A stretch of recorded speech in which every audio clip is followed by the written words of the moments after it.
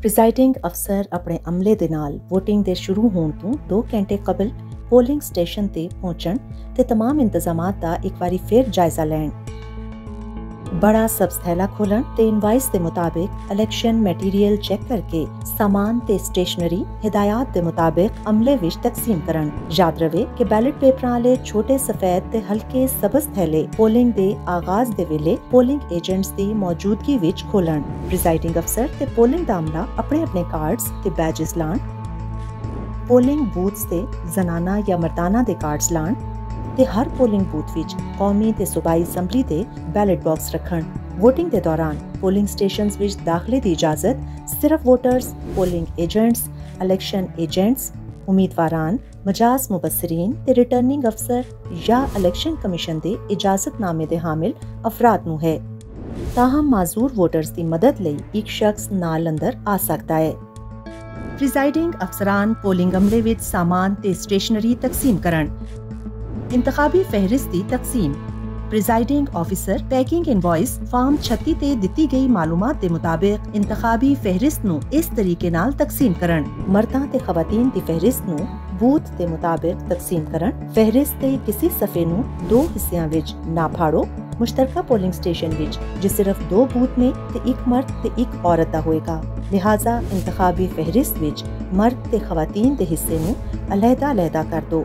3 booths वाले polling stations विच 2 booths मर्दां ते 1 booth औरतां लई होएगा, लिहाजा इंतखाबी फहरिस्त नूं ओहदे मुताबिक तकसीम करो। कोशिश करो कि मर्द वोटर्स दा मुतल्लिका हिस्सा 2 मसावी हिस्सियां विच तकसीम होवे। पोलिंग स्टेशंस दे 4 बूथ्स दी सूरत विच मर्दां ते औरतां विच 2-2 बूथ्स तकसीम होंगे, लिहाजा मर्दां ते खवातीन वोटर्स दी तादाद 2 बराबर हिस्सियां विच तकसीम करो। पोलिंग स्टेशन एक तो ज्यादा शुमारियाती ब्लॉक्स ते मुश्तमिल होवे ते यही तरीका हर ब्लॉक लई इख्तियार करो। यह तरीकाकार कौमी ते सूबाई असैंबली दोवां दी इंतखाबी फहरिस्तां दी तकसीम लई इख्तियार कीता जाएगा। बैलेट पेपर्स दी तकसीम। बैलेट पेपर्स आले बंद थैले पोलिंग दे मुकर्ररा वक्त ते उम्मीदवारां या इलेक्शन एजेंट्स, पोलिंग एजेंट्स ते मुबस्सरीन दे सामने खोलो। इन्हां सारियां दी अदम मौजूदगी दी सूरत विच प्रिजाइडिंग अफसर अपने अमले दे सामने थैले खोल के इंतखाबी अमल दा आगाज कर दवे। ताहम इंतखाबी अमले दे बयान ते दस्तखत लै लवो कि बंद थैलियां दी सील उन्हां दे सामने खोली गई है। कौमी असैंबली दे सबज बैलेट पेपर्स ते सूबाई असैंबली दे सफेद बैलेट पेपर्स दे इब्तदाई ते आखिरी serial numbers packing invoice form 36 दे मुताबिक चेक कर लो। एहतियातन हर बैलेट पेपर बुक दा सीरियल नंबर भी नोट कर लो ते बुक दे सफियां दा सीरियल नंबर गिण लो। इस गल दा ख्याल रवे कि किसी भी असिस्टेंट प्रिजाइडिंग अफसर नूं एक वक्त विच सिर्फ एक ही बैलेट पेपर बुक जारी कीती जावे। खाली बैलेट बॉक्स नूं पोलिंग स्टेशन विच मौजूद उम्मीदवारां, पोलिंग एजेंट्स ते मुबस्सरीन नूं विखा के सील नंबर नोट करवा के बैलेट बॉक्स नूं सील कर दवो ते इस अमल दी तस्दीक मौजूद अफराद तों फॉर्म 42 पुर करा लो। बैलेट बॉक्स भर जाण दी सूरत विच या पोलिंग खत्म होण ते ढक्कन ते चटखनियां मिला के ढक्कन ते मौजूद दर्स बंद कर दो ते दोवां चटखनियां दे अंदरों एक होर सील गुजार दियो और इस सील दा नंबर भी पोलिंग एजेंट्स नूं नोट करवा दियो। बैलेट बॉक्स खोलन लई सील टैग तोड़ दवो। इस अमल तो पहले पोलिंग एजेंट्स ते पोलिंग ते मौजूद मजाज अफराद नूं सील नंबर चेक करवा दियो।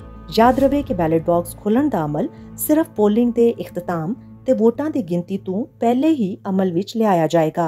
वोटिंग दा अमल पोलिंग ऑफिसर दी जिम्मेदारी। पोलिंग स्टेशन ते वोटर्स दे दाखिल होण ते पोलिंग अफसर ओदे दाएं अंगूठे ते नाखून दे जोड़ ते अनमिंट स्याही दा निशान चेक करे। उस तो बाद वोटर दा असल शनाख्ती कार्ड चेक किया जाए ते कवायफ नूं इंतखाबी फहरिस्त नाल मिला लवे।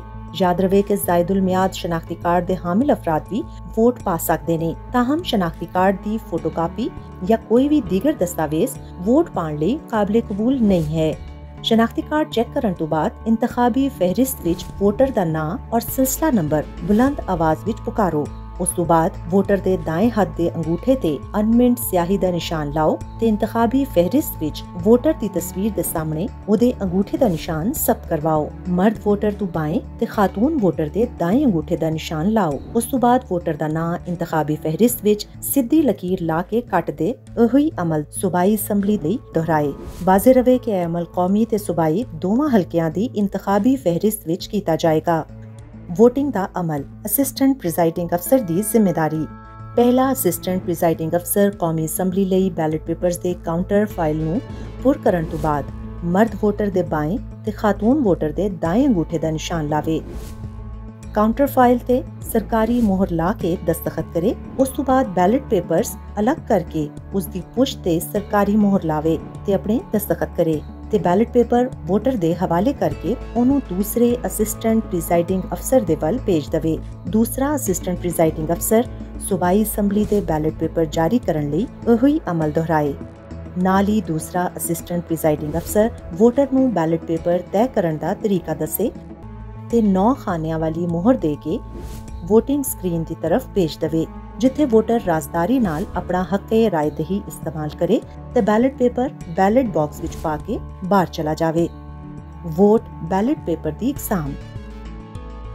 ਆਮ ਵੋਟ ਤੋਂ ਇਲਾਵਾ ਵੋਟ ਦੀਆਂ 3 ਕਿਸਮਾਂ ਨੇ: ਟੈਂਡਰ ਵੋਟ, ਚੈਲੰਜਡ ਵੋਟ, ਸਟ੍ਰੇ ਯਾਨੀ ਜ਼ਾਇਆਸ਼ੁਦਾ ਬੈਲਟ ਪੇਪਰਸ। ਟੈਂਡਰ ਵੋਟ ਜੇ ਕੋਈ ਵੋਟਰ ਵੋਟ ਪਾਉਣ ਲਈ ਆਵੇ ਤੇ ਉਹਦੇ ਅੰਗੂਠੇ ਤੇ ਅਨਮਿੰਟ ਸਿਆਹੀ ਦਾ ਨਿਸ਼ਾਨ ਨਾ ਹੋਵੇ, ਲੇਕਿਨ ਵੋਟਰ ਲਿਸਟ ਵਿੱਚ ਉਸ ਦਾ ਨਾਂ ਕਟਿਆ ਹੋਇਆ ਹੋਵੇ ਤੇ ਪ੍ਰੀਜ਼ਾਈਡਿੰਗ ਅਫਸਰ ਵੋਟਰ ਦੀ ਸ਼ਨਾਖਤ ਦੀ ਤਸੱਲੀ ਕਰੇ ਤੇ ਉਹਨੂੰ ਟੈਂਡਰ ਵੋਟ ਦੀ ਇਜਾਜ਼ਤ ਦੇਵੇ। ਮੁਤਮਈਨ ਨਾ ਹੋਣ ਦੀ ਸੂਰਤ ਵਿੱਚ ਇੰਪਰਸੋਨੇਸ਼ਨ ਦੇ ਮੁਤੱਲਕਾ ਦਫਾ ਦੇ ਤਹਿਤ ਮੁਤੱਲਕਾ ਵੋਟਰ ਦੇ ਖਿਲਾਫ ਕਾਰਵਾਈ ਅਮਲ ਵਿੱਚ ਲਿਆਈ ਜਾ ਸਕਦੀ ਹੈ।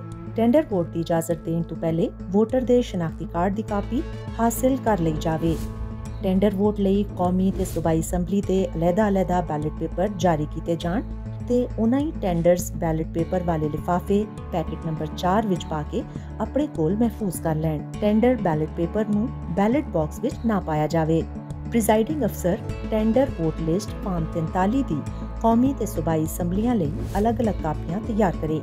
ਇਸ ਫਾਰਮ ਤੇ ਵੋਟਰ ਦੇ ਮੁਤਲਕ ਮਾਲੂਮਾਤ ਦਰਜ ਕਰੇ ਤੇ ਉਹਦੇ ਦਸਤਖਤ ਤੇ ਅੰਗੂਠੇ ਦਾ ਨਿਸ਼ਾਨ ਲਾਏ। ਉਸ ਤੋਂ ਬਾਅਦ ਵੋਟਰ ਨੂੰ ਬਾਹਰ ਜਾਣ ਦੀ ਇਜਾਜ਼ਤ ਦੇਵੇ। ਟੈਂਡਰ ਬੈਲਟ ਪੇਪਰਸ ਦੀ ਅਲੱਗ ਤੋਂ ਗਿਣਤੀ ਕੀਤੀ ਜਾਵੇ ਤੇ ਫਿਰ ਉਹਨਾਂ ਨੂੰ ਕੁੱਲ ਗਿਣਤੀ ਵਿੱਚ ਸ਼ਾਮਿਲ ਕੀਤਾ ਜਾਵੇ। Tender vote list form 43 voter ਦੇ ਕੌਮੀ ਸ਼ਨਾਖਤੀ ਕਾਰਡ ਦੀ ਨਕਲ ਪੈਕੇਟ 14 ਵਿੱਚ ਪਾ ਕੇ ਰਿਟਰਨਿੰਗ ਅਫੀਸਰ ਨੂੰ ਦਿੱਤੀਆਂ ਜਾਣ। ਚੈਲੰਜਡ ਵੋਟ ਉਮੀਦਵਾਰ ਜਾਂ ਪੋਲਿੰਗ ਏਜੰਟ ਕਿਸੇ ਵੀ ਐਸੇ ਸ਼ਖਸ ਦੇ ਵੋਟ ਨੂੰ ਚੈਲੰਜ ਕਰਨ ਦਾ ਹੱਕ ਰੱਖਦੇ ਨੇ ਜਿਹਦੇ ਬਾਰੇ ਵਿੱਚ ਉਹਨਾਂ ਨੂੰ ਯਕੀਨ ਹੋਵੇ ਕਿ ਵੋਟਰ ਪਹਿਲੇ ਵੋਟ ਪਾ ਚੁੱਕਿਆ ਹੈ ਜਾਂ ਪਾ ਚੁੱਕੀ ਹੈ ਜਾਂ ਉਹ ਕਿਸੇ ਹੋਰ ਵੋਟਰ ਦੀ ਜਗ੍ਹਾ ਤੇ ਆਇਆ ਹੈ ਜਾਂ ਆਈ ਹੈ। ਵੋਟ ਚੈਲੰਜ ਕਰਨ ਵਾਲੇ ਨੂੰ ਦੱਸਿਆ ਜਾਵੇ ਕਿ ਬਵਕਤੇ ਜ਼ਰੂਰਤ ਉਹਨਾਂ ਨੂੰ ਇਹ ਇਲਜ਼ਾਮ ਅਦਾਲਤ ਵਿੱਚ ਸਾਬਿਤ ਕਰਨਾ ਪਵੇਗਾ।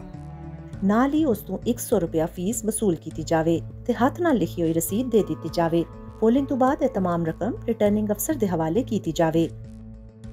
ਤਾਹਮ ਵੋਟਰ ਨੂੰ ਮਾਮੂਲ ਦੀ ਕਾਰਵਾਈ ਤੋਂ ਗੁਜ਼ਾਰੋ। ਚੈਲੰਜਡ ਬੈਲਟ ਪੇਪਰ ਨੂੰ ਬੈਲਟ ਬਾਕਸ ਵਿੱਚ ਨਾ ਪਾਇਆ ਜਾਵੇ। ਚੈਲੰਜਡ ਬੈਲਟ ਪੇਪਰਸ ਨੂੰ ਪੈਕੇਟ 7 ਵਿੱਚ ਰੱਖੋ। ਉਹਨਾਂ ਦੀ ਫਹਿਰਿਸਤ ਫਾਰਮ 44 ਦੀ ਸੂਬਾਈ ਤੇ ਕੌਮੀ ਅਸੈਂਬਲੀ ਲਈ ਅਲੱਗ-ਅਲੱਗ ਕਾਪੀਆਂ ਤੇ ਵੋਟਰ ਦੇ ਕਵਾਇਦ ਦਰਜ ਕਰੋ ਤੇ ਉਹਦੇ ਤੇ ਉਹਦੇ ਦਸਤਖਤ ਤੇ ਅੰਗੂਠੇ ਦਾ ਨਿਸ਼ਾਨ ਲਵਾਓ।